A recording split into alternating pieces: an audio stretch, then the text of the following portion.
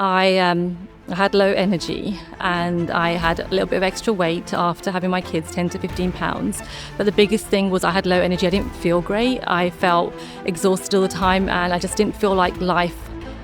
Like on the outside, everything looked amazing. But for me, it just didn't feel like, I didn't feel happy and I felt like that things had to be different. I was told that if everything's like, one of the things I was told was that it's just okay to accept this. It's kind of normal being a mom, that your life is, you're going to be tired, that things are not always going to feel great. It's just kind of a normal way of being.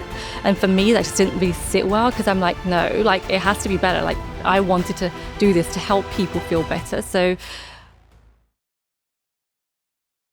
if you or someone you know owns an apartment community, listen up. Storyboard Living is actively seeking 40 to 250 unit apartment communities within a 3-hour drive of St. Louis, whether that's Carbondale, Illinois, Columbia, Missouri, or St. Louis County. We're easy to work with and competitive on pricing. You can send information to deals@storyboardliving.com. That's deals@storyboardliving.com. Sharnie, thanks for taking the time. I really appreciate it. You're in an interesting, I think, business that a lot of people will get value out of by listening to this. You're a first-time entrepreneur, kind of in a new season of life. So full-time mom transitioning to entrepreneurship, or you transitioned already to entrepreneurship because you started your business in 2020.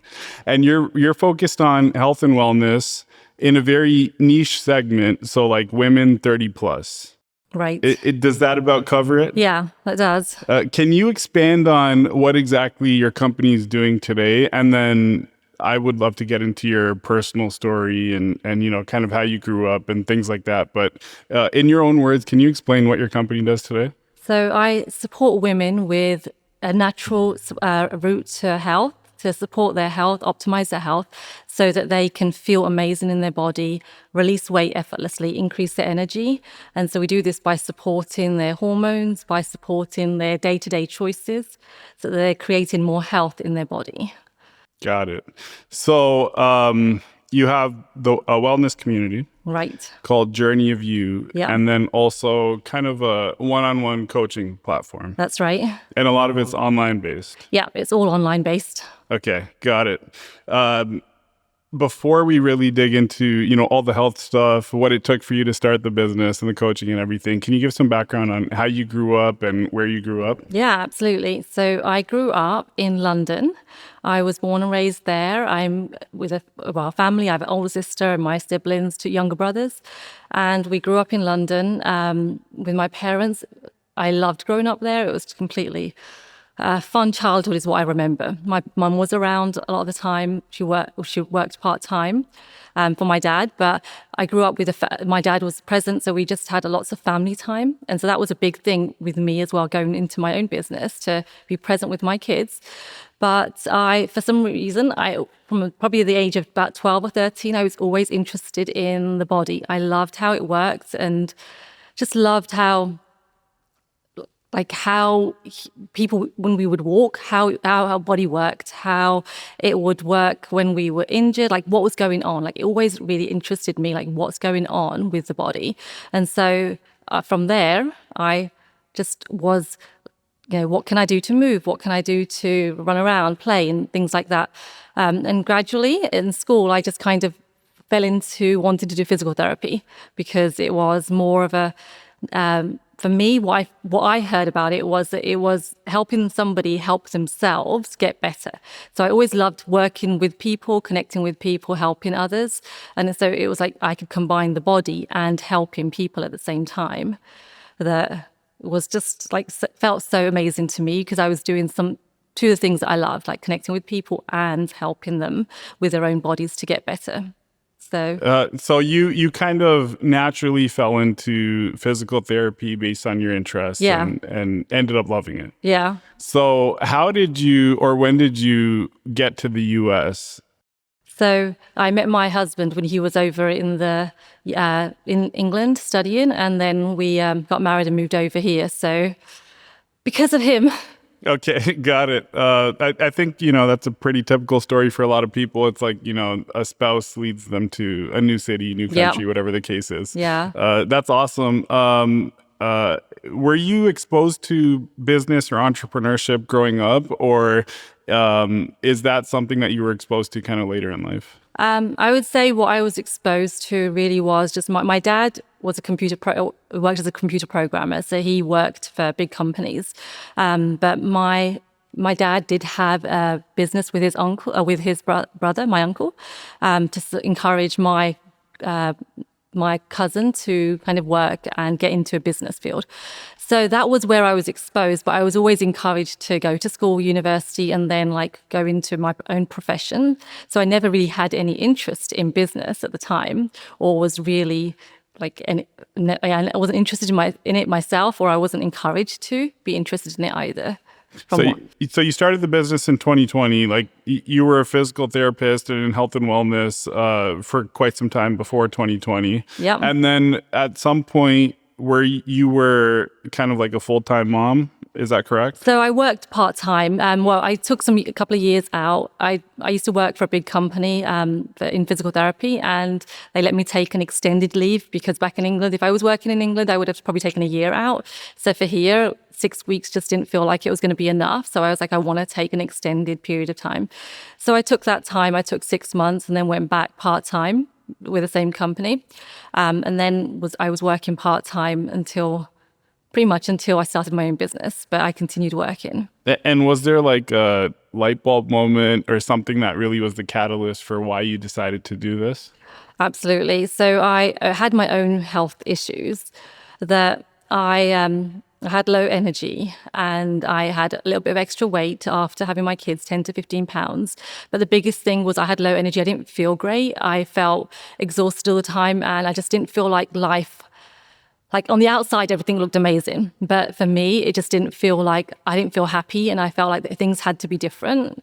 I'd asked my doctor for support and I was told that let's check things. And I was told that if everything's like, one of the things I was told was that it's just okay to accept this. It's kind of normal being a mom, that your life you're going to be tired, that things are not always going to feel great. It's just kind of a normal way of being. And for me, that just didn't really sit well because I'm like, no, like it has to be better. Like I wanted to do this to help people feel better. So I have to feel better. Like this isn't how it's meant to be. Like I want to enjoy my kids being young. I felt like I was just often wanting them to go to sleep because I was so tired in the evenings. Like I want them to go to bed quickly because I just want to rest myself. And it just felt like I was just trying to get through the days and I didn't want to do that. I wanted to live. And so I didn't like the answers I was hearing. And so with that, I started researching. I'd put the kids to bed and I would look online and see what I could find and research. And then I found functional medicine and found out about it. I tried a couple of functional medicine doctors, and I remember saying to my husband one time that if I had gone into university, if I could do this all over again, if I could do life again, if I could choose school again, I would choose to go into medicine to do functional medicine. And later on, I found out, I explored how could I train in functional medicine myself, because all I ever wanted to do was really help people help themselves. And with that, I found out that I could actually do that as a physical therapist. And that's how I kind of got into that, training as a functional, training in functional medicine. And then I was still working at that time, part-time as a physical therapist. But I remember one client who came to me, and she came to me and said that she was a pharmacist. And I vividly remember this occurrence with her. She had been to several doctors and I think she'd been off work for about 6 months, but all she wanted to do was get back to work. She had too much pain that she just couldn't get back to work. And I'm like, you've seen all these people and nobody's been able to help you because everybody is treating you for their specialty, like their body part, their thing. Whereas nobody's giving you the overall view, you as an individual, you as a human being, what's going on with you. And that's what functional medicine does. And so as I was learning this, I was like, this is what this woman needs. She needs somebody to support her to really support her fully so she can get on with her life and get back to what she's doing. And at that point, I remember telling her, I'm like, I'm a physical therapist. In my role, I can't be telling you like beyond what I'm allowed to do professionally, but go and research stuff. Go and look up online, go and look into functional medicine, there are answers, but you're not getting them right now, but they are, your body can heal. And so at that point, I realized like, I can't be doing this. This is not what I want to get into functional medicine full time. And that's just what I want to be doing fully, because I'm not able to do what I want to do, which is help people fully. And I know more and I want to be able to use it. And like people deserve to feel better, and I want to be helping them do that. And what exactly is functional medicine? It's a systems-based approach where you're looking at all the different body systems, but you're seeing how they're interconnected and what's actually going on. So you're looking at the root cause behind what's going on. So say if somebody's coming with eczema, like sometimes you'll go to a doctor and you're looking at like what's happening on the surface. Like, let me give you some superficial or creams or topical stuff, or maybe you're getting a medicine or whatever, but it's treating the skin. Whereas with a more of a root cause, a whole body approach, you're looking at what's actually causing the skin symptom. And you'll be looking at in connecting like the gut, the immune system, and looking at all the different body systems to see what's actually bringing about that symptom. So you're actually addressing it from the root cause and allowing, you're not just managing the symptom, but allowing the body to be supported to, in a way, to reverse the symptom. So is functional medicine kind of like a blend of Eastern and Western science or medicine, if that makes sense? I would say, I'm not sure if it's right to necessarily say it's a blend, but it's definitely looking at more of that approach in the sense that we're looking at the whole, the whole person. And you're not just like looking at, let me see, this is a problem and this is going on. It's definitely more of a incorporating the inner being versus the outer symptoms only. Sure. Got it. You also mentioned like when you were a physical therapist, there were certain things maybe you wanted to tell clients, but you couldn't. Is that pretty common in the medical field in your experience where like maybe a physician or physical therapist or someone else wants to give tailored advice or wants to give different advice, but they just can't due to liability or something like that? Yeah, I would say that you've got to work within what the insurance necessarily allows you to bill for, and what you're choosing, and within your own professional code of conduct as well. I will say that because I was learning more and I was gaining more knowledge in a different way, in a different capacity, that probably especially was the reason that I felt like I wanted to support more, but I wasn't able to. So if there are other people, other doctors or other professions where they're gaining more knowledge or like expanding personally and professionally, they probably feel like they're not able, they want to do more. Because most of anyone that kind of goes into healthcare is typically doing it because they want to support people and help people. And when you know more and you want to be able to use that to help people, and you're not able to, it kind of is a bit restrictive and doesn't feel aligned. Yeah, that makes a ton of sense. So you were able to solve your own issues, and then you're kind of working, meeting people. You want to help them solve their issues. However, you have a wonderful life. So like, why take on the stress of entrepreneurship? Was it just that, like you want to help people? And then once you made that decision, what was your first step, or what did that look like? Yeah. And so absolutely, like for me, I've always thrived on a bit of a challenge in some way, but I just love like the satisfaction of helping somebody and for them to be able to progress their life, for them to be able to improve their health and then see how that impacts their whole life. Because it isn't just about the health. The health symptoms are just a reflection of something that's holding you back. And when you shift those, it allows you to expand and live such a bigger, more fulfilling life. And for me, that's always what I've wanted to do. Like even from a young age, I always wanted to help people help themselves. And so I feel like I just naturally had to do this. I was just drawn to it. For a little while, I considered maybe not doing this or not starting as such, because obviously it's a big investment time, money, find out personally as well, energy-wise. But there was just something pulling me. And I'm like, I've just got to do it because I won't feel happy. I won't feel fulfilled personally if I'm not doing what I feel like I'm meant to be doing here, which is helping other people, helping women help themselves feel better. Because I know what it was like when I felt miserable, and I don't think anyone else should be doing that. And when I know that my life literally made a 180, like, why can't I help other people do that? Like, there has to be a reason why it happened for me. If I can use that as well as everything else I've been learning to support other women, like I should be. And so, yeah, that's kind of how I was like, I've got to do this. Like, there's no other way. And so I started with my functional medicine training, and then it's definitely been a journey, I would say, the entrepreneurship itself and business. And what I've gone on to really learn is that my business is a reflection of me, and I get to choose how I want to show up for my business.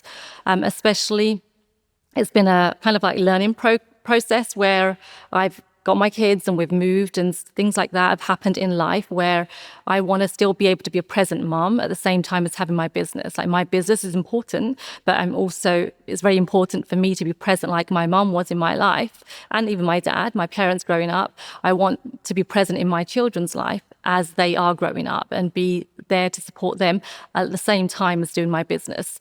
So I have worked with several coaches over the years to support me to grow professionally in my understanding of a business, because I came literally into this with no business knowledge at all. So that's been very, very supportive for me to kind of learn from other people, and at the same time learn what to do it my way, that really tailor it to my life and my family, and kind of how I want to support women, because there are so many ways to work. For me, community has been a big thing.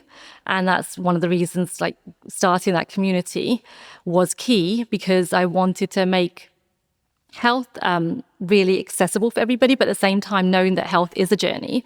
It's not something you just do once. It's something you carry on like your whole life. You're either moving towards more illness or more wellness. And so it's like, how can I create a community where women are just feeling like they can support each other, connect with other women to create more wellness in their lives, create more health. And then if they're having issues with energy, weight, other stuff going on, they can focus on those at the same time. So tell me more about this community, because it's like, sometimes people use the term community very loosely. This is like literally an online community that people join and communicate with you or with other people on. What does that look like? And then, like, aside from connecting with each other, are they also learning from you as well? Like, are you actively making posts on there, or how does it work? Yeah, absolutely. So it's called, I'm not sure if you've ever heard of School, but it's a platform where you can create your own communities. And I'd actually, for some reason, for many years, I'd kind of always had this urge in me that I want this work to be a community. Like, I'd had my clients and I wanted a community where they could carry on working, like not carry on being immersed or just involved or around, so that, having said that wellness is a lifelong thing, it's just, you're just around it. And so I found this platform, School, which for me was amazing, because what it allows is like, it's almost like an adult version of a school, but with connection. So it's really fostered on you creating connection. People can join, women can join, where if it feels aligned for them. But what we do in the community is we have weekly calls to just hang out and chat about health and support each other. We have monthly resets where we're focused on a themed topic for the month. And then we do a 7-day reset where I share like a daily video or a daily audio note about the theme, and they improve their like awareness around that area. And it's definitely where they can connect with others around that topic, but also learn at the same time. And then if I do have options to work with me through that as well, but otherwise they can just go through the reset and use this community for support to gain more awareness, gain knowledge, and kind of be supported and are immersed in the stuff that we're talking about. So it's almost like a permanent free trial.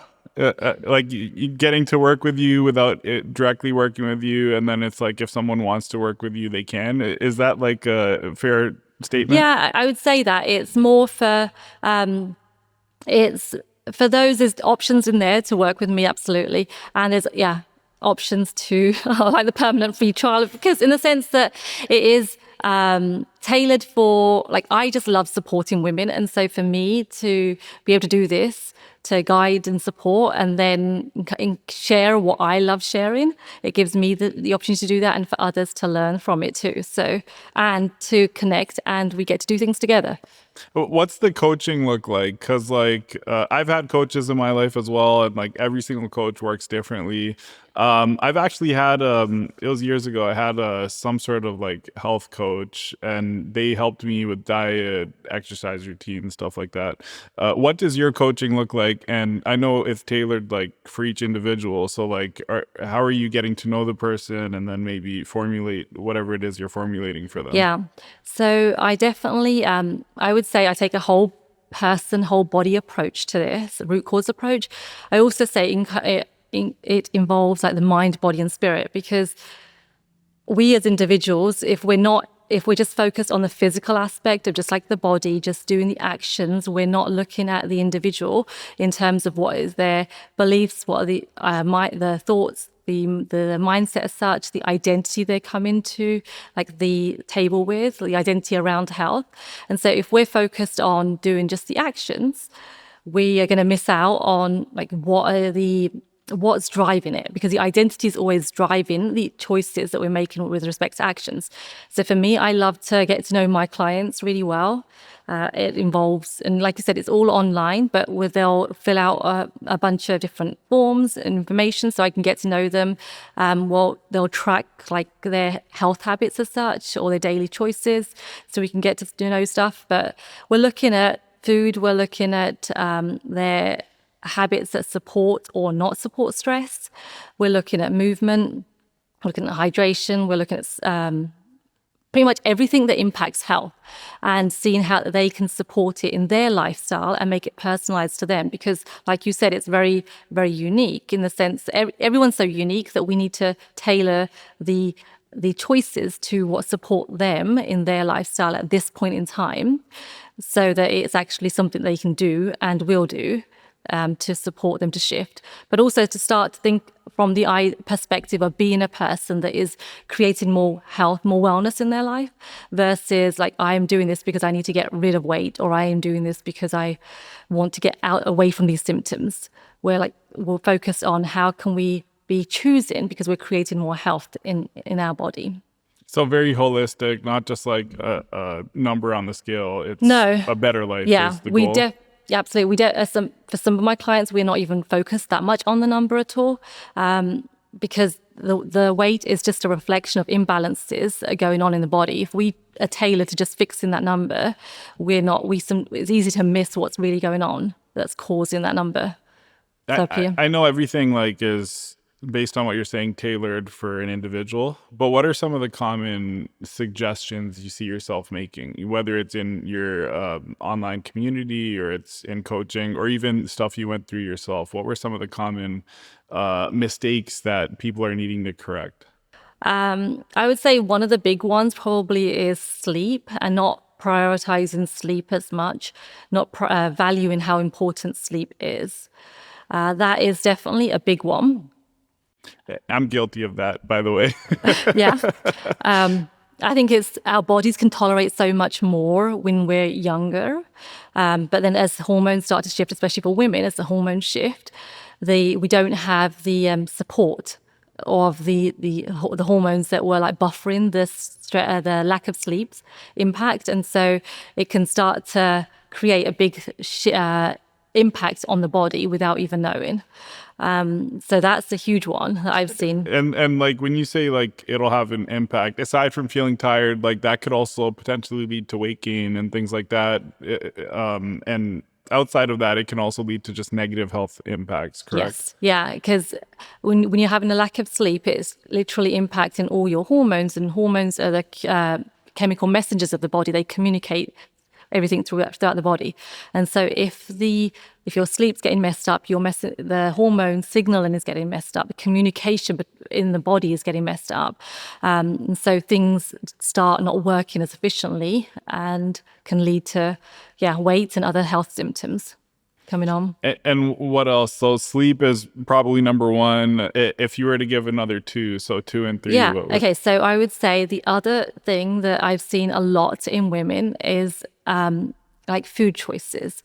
Their relationship with food is huge. Come into it often is like, oh, they're just so busy. And I had this myself. I'm guilty of this when my kids were young. It's like, well, you're busy. Let me just grab whatever I can. Just grab the food and go. Like you're grabbing at home, you're just grabbing the food, or you're just maybe potentially grabbing from outside, but you're not giving as much intention to the food that you're choosing. It's just about getting something in your body kind of thing. So that would be something. And then the other one is probably movement. As simple as like 10,000 steps a day, or like 10,000. I think the other thing as well is that there's more research that we really need to be moving our bodies just frequently throughout the day. And it's not only about like, let me get 10,000 steps done and then I'm sitting for the rest of the day, because just that sitting in itself is having potential hazardous impact on the body and can lead to negative health effects. And so I've always loved moving, and that's, as a physical therapist, I was always moving. I was never sitting. But for me, that's huge, and I've seen that more often now as I've shifted and working with my clients, is that so many people are just sitting throughout the day. Maybe they're moving, they're working out like once a day, and the rest, like 8+ hours, maybe they're sitting for extended periods of time. That is probably one of the biggest things we could be focused on shifting. It is just moving like a little bit every hour, even if it's just a few minutes, to get the muscle activating, because otherwise you're just signaling to the body that it's kind of like a sign of not being safe, a sign of not like poor health, like something's wrong as such, when you're just sitting for an extended period of time, because humans weren't made to sit. We were meant to be moving. And if we're sitting for that length of time and not moving around, it's just giving the wrong signals again to the body with respect to what's going on in it. That's interesting. I've actually never thought of that. So your cortisol might spike if you're sitting for too long? Yeah, if you're sitting for too long, but also your body is getting different signals to the muscles, and what you're not getting that level of safety that's coming on. And yes, you're right. Cortisol is a stress hormone. So when you've got that stress hormone coming on, you're not getting the signal of safety from within. That makes a ton of sense. So like, a lot of what you're teaching and helping people get to is almost like how humans were naturally meant to be. Is that fair to say? Yeah. I think our lifestyles have changed over the years so much that we sleeping differently because we've got lights available to allow us to stay awake, and we've got access to the internet, so we've got things to potentially be doing or could be doing. We've got things to sit still for, whereas in the past we would have had to move around more often. And we've got food choices that allow for a lot of convenience, whereas we would have had to probably cook or prepare food differently in the past. And so lifestyles, it's evolved a lot, but it's not always supporting great health choices if we're not aware. Sure. A part of like the focusing on the whole person, right, when it comes to the health, and a part of that is the mental piece, and you touched on this a little bit, but when we're talking about the mental piece, is that like as simple as like having someone identify as a healthy person so that they start to make healthy choices, like, telling yourself I'm a healthy person, so I'm going to eat X instead of Y? Is that a part of the philosophy at all? Yeah, it's that's part of it. Depending on the individual. So what I've personally found for myself and for my clients, I'll say, is that it's becoming more aware allows you to become aware of the thoughts you're identifying with. And so that's probably the biggest thing that I've seen be so supportive in my work is, yes, you can identify. It's not about just like, oh, let me just keep saying these things to myself to make me feel like a healthy person. But it's also when you're becoming more aware, you're then able to say, oh, like I'm choosing this, but that's not where I would choose this automatically. Like if I was a healthy person or if I was a person that was just prioritizing health. So it's, yes, being able to choose that, say those, but also being able to catch yourself when you're choosing like things that would go against it more. So I think that is probably like the bigger thing, is like catching yourself when you're going to those automatic habits, those old habits, the habits that where you would identify as maybe not being unhealthy as such, or that's choosing those habits and seeing them when you're choosing them, being able to change in the moment to shift and choose differently. One thing I think I've heard you mention is gut health and like, really focusing on that. Is that important? I'm assuming that's equally as important for men and women. And then like, if that's the case, how can a man or a woman ensure that they have a healthy gut? I read something recently, and I haven't had a chance to really dig into it, but it was something about protein intake, and like two people can be consuming 150, 160 grams of protein, but if you don't have a strong gut or a healthy gut, you won't be able to utilize that for muscle gain or whatever the goal is. What do you recommend when it comes to like maintaining a healthy gut? Yeah, absolutely. So I would say that it's important for men and women because we all have guts, but one of the things is like with women, when they go into perimenopause, the menopause is a bigger shift in the gut that happens suddenly. And so that is a more dramatic change. And if you're not on top of like supporting your gut anyway, you'll notice that you're going to have a bigger shift in symptoms there and potentially other symptoms throughout the body because the gut impacts the whole body. So that would be the big distinguishing thing, I'd say, between men and women. With respect to what we can do for the gut, I think the big thing is to get a lot of like fiber, get prebiotic foods and probiotic foods that support the bacteria, the microbiome, the microbes in the gut, because the food that we're eating, it supports them to have food and encourages the ones that support our health to thrive more. And so the more variety you have, the more different plant foods you're getting in, the more you're going to support them to thrive, and then the more they'll help us. And we need a healthy gut to be able to. So it's not just about the food that we're taking in ourselves, but the food that we're taking in and how can we use it. And so if you don't have a healthy gut, it's hard to actually make use of the food that you're taking in as well. So yeah, it can be easy to focus on like, let me just get lots of good food in. But if you're not able to use it, it doesn't make as much of a difference. That makes a lot of sense. So you made a lot of the changes in your own life as a parent. I think a lot of parents find themselves in situations where they're busy and maybe all of this is overwhelming. And I'm sure for moms, it's, possibly even more overwhelming. Like if someone's listening to this and they feel that way, what's something simple that they can change this week? Is there something that you can recommend to that person? I guess there's lots of things, but it would probably depend a lot on what's going on with their life. One thing, without knowing anything about the person, I would say try to incorporate gradually more plant food, more colors of food, more different types of different apples have different benefits. If you can aim for like 30 different plants in a week, that's a great place to be. But obviously, if you're not having a whole lot, it'll be gradually increase it to allow your body to tolerate more of the fiber. Do you have any thoughts, or do you place any importance on like eating differently for different seasons? Yeah, I've been exploring that more. I think it's almost natural depending on what's a little bit available, but also letting yourself kind of feel into whether you're having more warming foods, whether you're having more starchier foods versus like cold salads in different seasons. So I think there's just something that kind of supports our body naturally if we are going with what feels like it feels aligned for that time of year. Got it. And if somebody wanted to learn more about any of these types of topics, can they work with you or can they reach out to you? Absolutely. Okay, got it.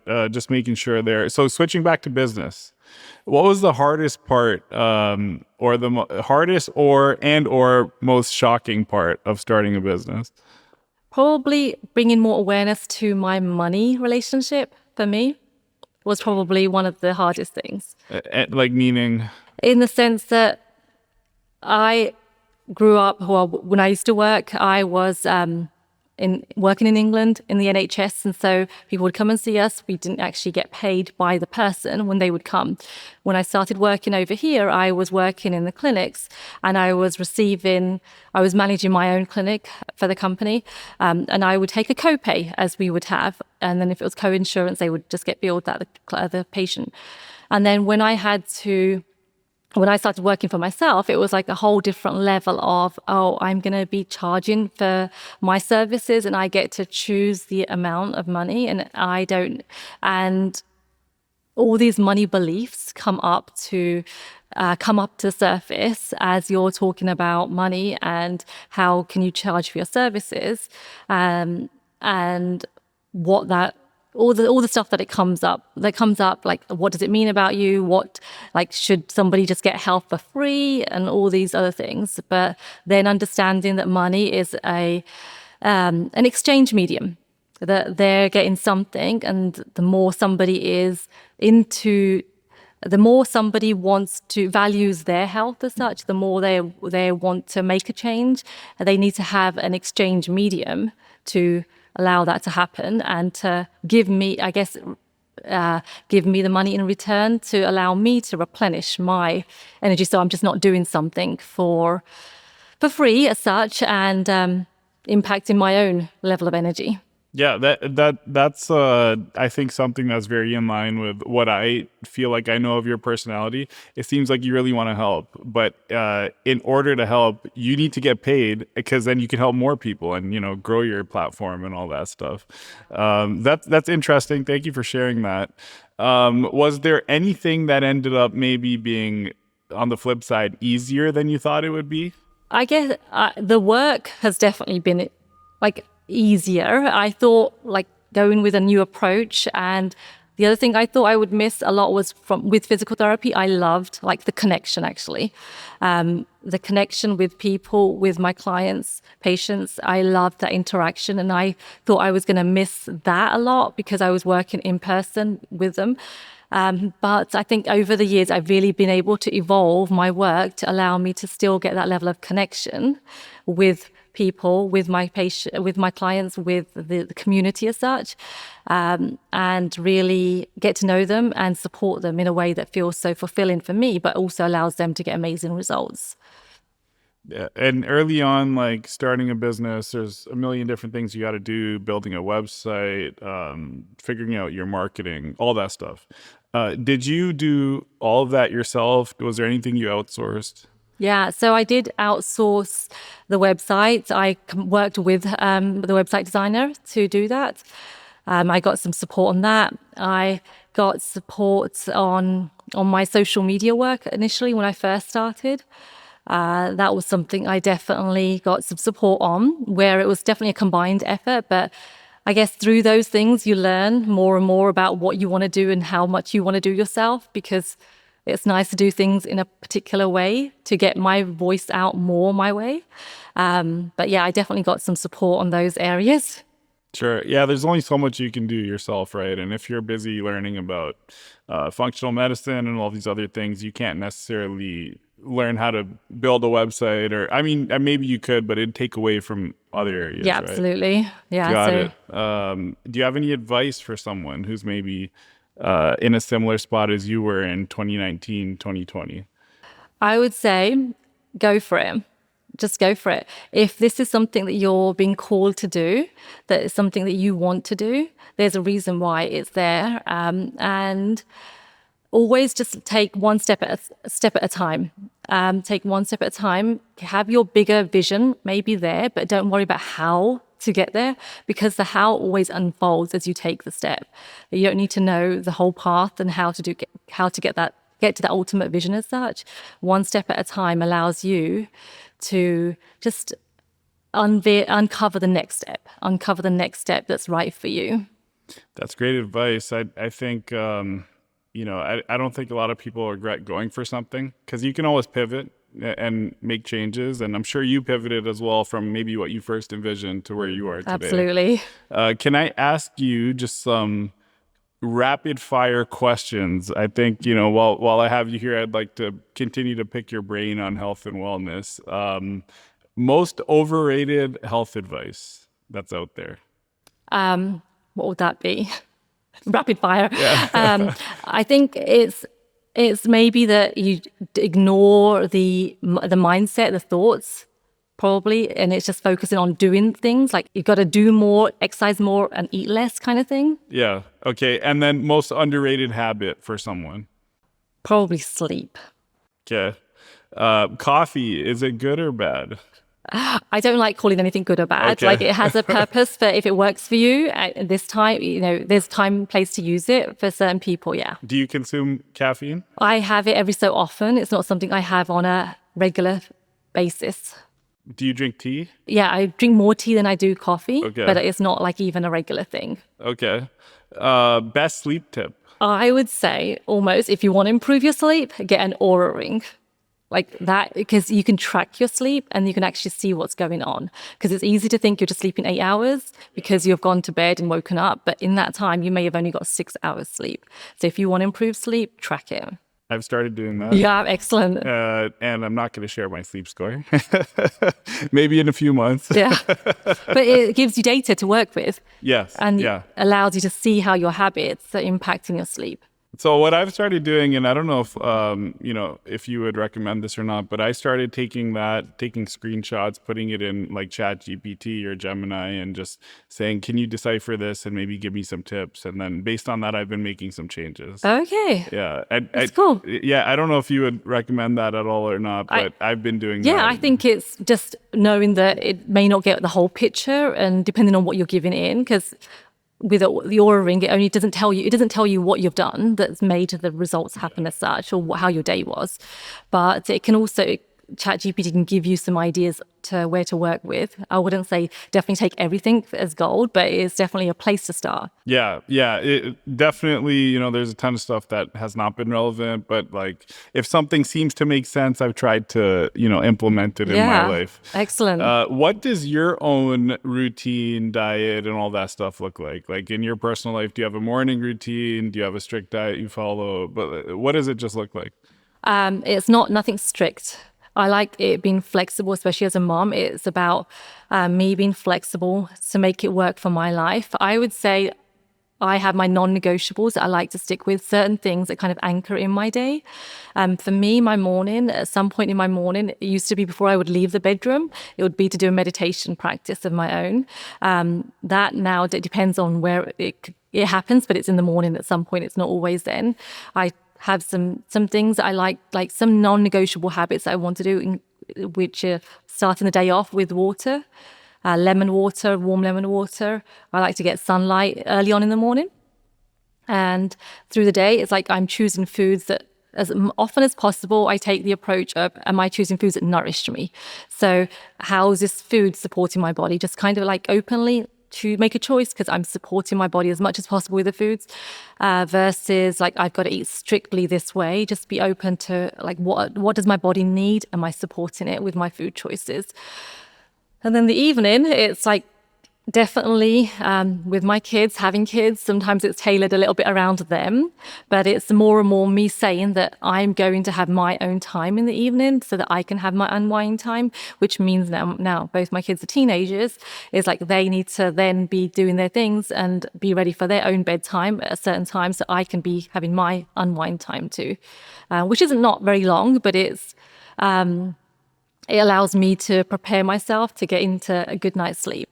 I also love blue light blocking glasses. That's part of my evening routine as well, using those to help minimize the blue light and support my hormones to allow me to have great sleep. It's interesting you say that because I've had a pair of blue light blockers for maybe like, I don't know, 5 years or 6 years. And I wore them for like the first 30 days I had them. I stopped wearing them for like 4 or 5 years. And then now, because I'm trying to improve my sleep, I started wearing them again like a few weeks ago. And I do feel it's hard for me to say right now because I think there's other stuff I need to correct as well. But I do feel like it's made a difference for my sleep or just being able to fall asleep. Excellent. Yeah. I noticed, I remember when I first used them, like I think it was 6, 7 years ago, I was falling asleep within 30 minutes of putting them on. It just felt like I That's was awesome. so sleepy very quickly. That's great. I have to ask you, you've obviously you grew up in a very large city, London. You lived in another large city, Houston. You're in a mid-sized city, St. Louis now. How do you feel about St. Louis? What do you like? If you can share your experience. Yeah, I honestly love it. Like it was such a welcoming city. When we moved here, everyone was super friendly, super friendly. It's so beautiful as well. The topography is amazing. I think it's just a perfect place for us to be right now. And the people of St. Louis are amazing, super friendly. Like coming from big cities, it's a little bit different, but everyone is just so nice, so friendly. Yeah, I would agree with that. And thank you for sharing. So if anyone wants to learn more about your Joy community, where would they go? It's on school. So it's on school.com/joy. Journey of You, it's women's wellness. So you can go there or you can check out my website. It's linked on there as well. And the website is SharnieGrewal.com. okay. And you're active on LinkedIn. Yes, I've been intermittently. I've taken a little break from LinkedIn at this point in time because I'm focusing on YouTube actually and creating video content. Okay, and we'll be sure to kind of add a link to the YouTube as well. Is there anything that we missed that you think we should have talked about? I would say probably just the fact that health is a continuum. I think we kind of mentioned this already, and it's just focusing on your body can heal. Its natural state is of wellness. And so it's just always moving in one direction or the other direction. It's not static. So it's just for you have a lot of say in how things go if you're making the choices to support your body. So just being open to if you want things to be different, if you want your health to be different, it's like, how can you support it? You don't have to listen to maybe what we've maybe heard from mainstream medicine that things deteriorate, like things do deteriorate and you can't do anything about it, or you have to just manage symptoms. Like your health, your body has a huge capacity to heal, just with you supporting it the right way. Thank you for sharing that. I really appreciate it. And thanks for your time, Sharnie. You're welcome. Thank you for having me.